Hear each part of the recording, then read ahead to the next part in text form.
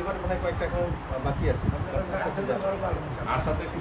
সেগুলো টেকের হেডে বিশেষ করে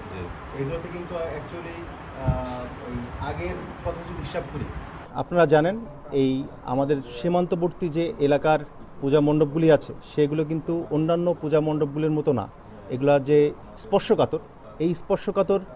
পূজা মণ্ডপ কারণ হচ্ছে যে এলাকার মানুষ অনেক সময় এর আগে দেখা গিয়েছে যে তারা ভারতের অভ্যন্তরে যে ঘুরে আবার চলে আসে, সেই জন্যই এই স্পর্শকাতর সীমান্তবর্তী এলাকার পূজা মণ্ডপগুলিকে আরও বেশি নিরাপত্তা জোরদার করার জন্য কিন্তু আমরা সার্বক্ষণিকভাবে নিয়মিত টহল যেটি থাকে সবসময় বিওপিতে, তো তার অতিরিক্ত দায়িত্ব হিসেবে আমরা কিন্তু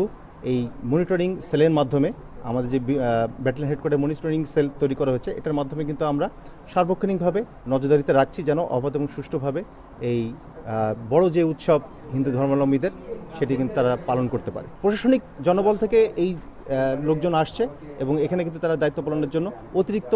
কষ্ট করে কিন্তু বিজেপি সদস্য কিন্তু যেন সুষ্ঠুভাবে সীমান্তবর্তী এলাকার মধ্যে নির্বিঘ্নে এবং শান্তি শৃঙ্খলাভাবে যেন পূজা পালন করতে পারে সেটার জন্য 24 ঘন্টা